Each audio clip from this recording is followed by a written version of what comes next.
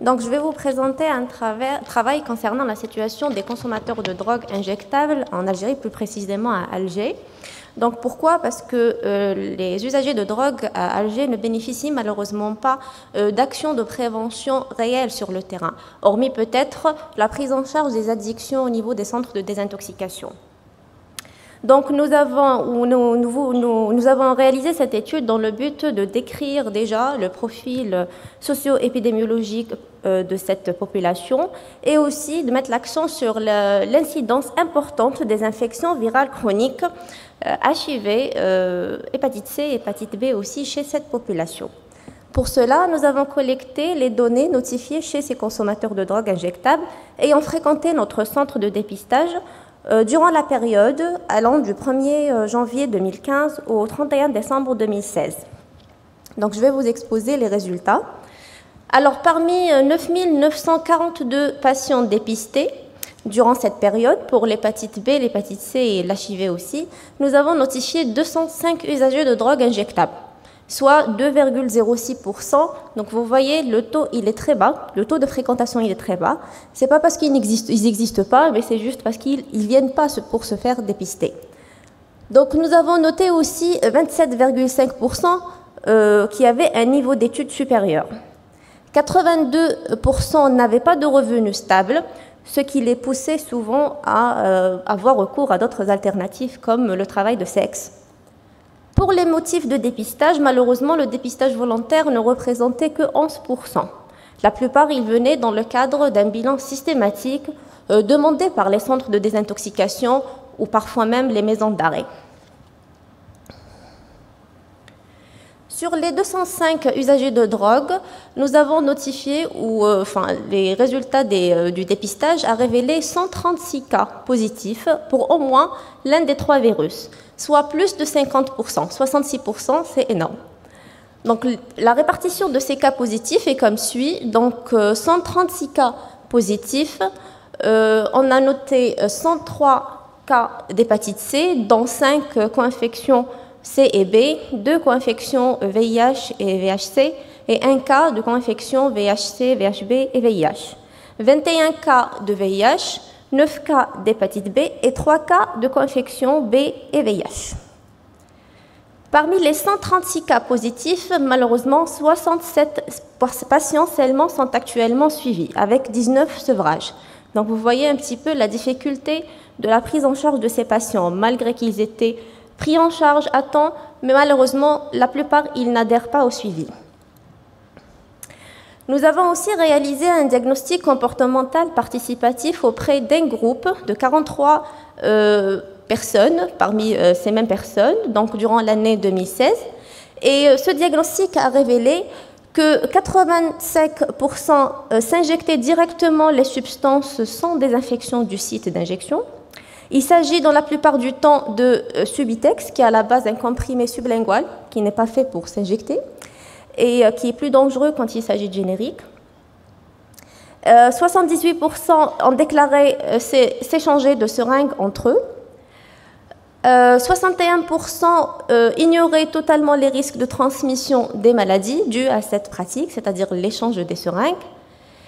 100% des femmes usagères de drogue qu'on a questionnées, soit 16 femmes, ont confirmé faire ou ont avoué exercer un travail de sexe associé, tout comme 11% d'hommes aussi.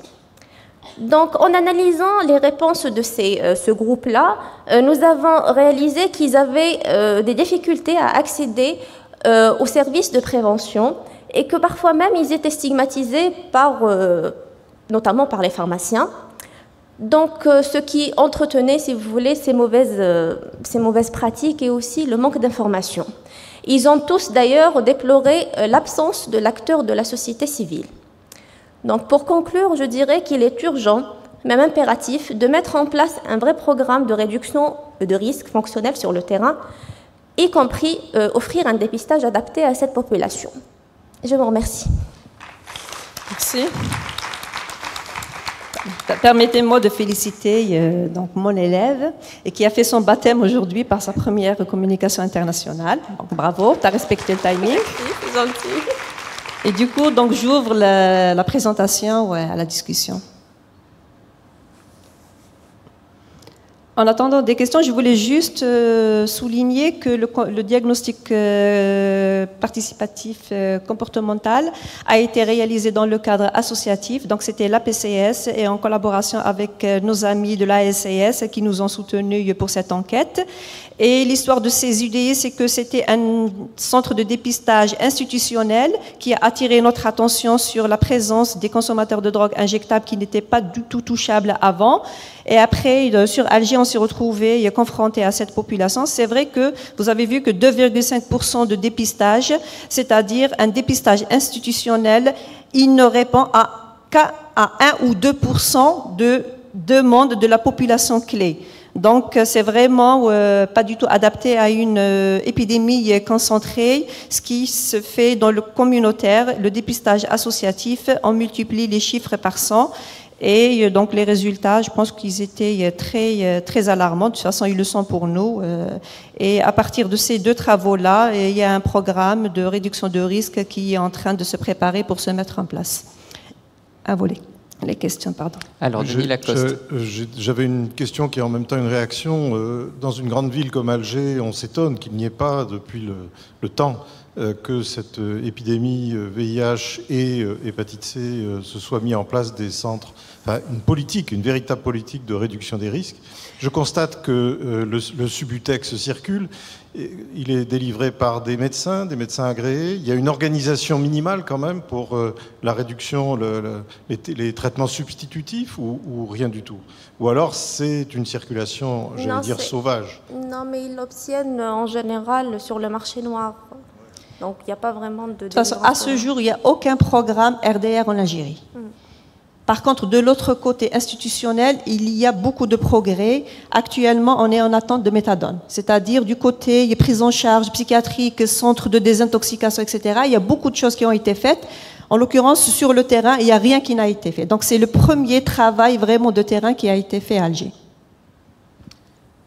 Moi, j'avais... Ah, il y a une question, excusez-moi.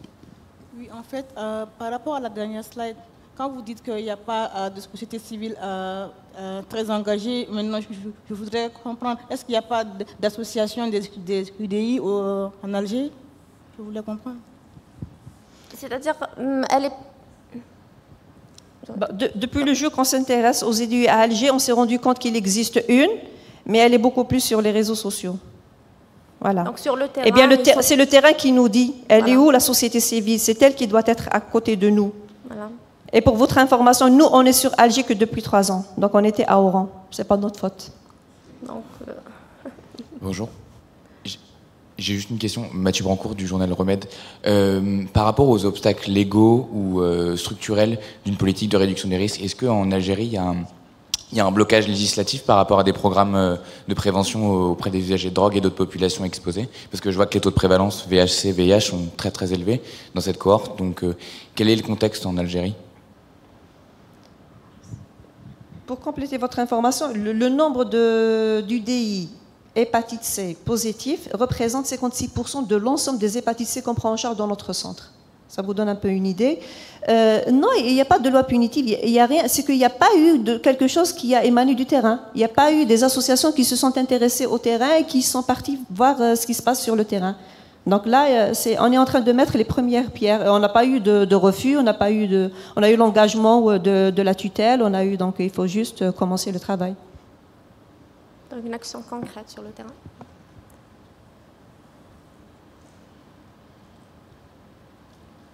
Pas de question, j'en pose une toute petite dernière quand même, parce que sur ces hépatites C, est-ce qu'on peut en savoir plus? C'était des ARN positifs, les génotypes, l'accès au DA, au traitement en Algérie, au nouveau traitement de l'hépatite C. Qu'est-ce qu'on a comme données? Parce que c'est vrai qu'on ne connaît peut-être pas très bien. Alors déjà, les tests qu'on a réalisés, c'était des ELISA. Donc automatiquement, quand on avait un positif, il fallait confirmer par le protocole international.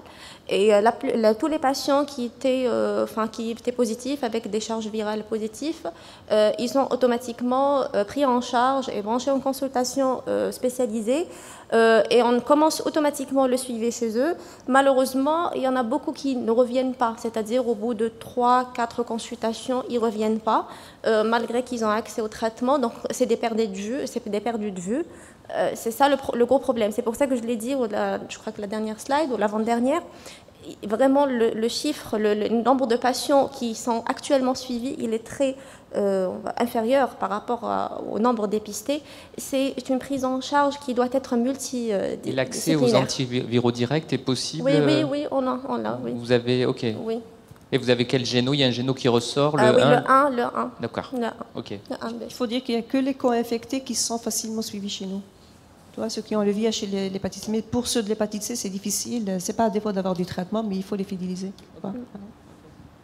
Merci, Barir. Donc, j'invite Marion, donc Aide France, Université Aix-Marseille, donc je ne veux pas trop m'avancer pour présenter les orateurs. Alors Marion qui va nous parler, du regard des médecins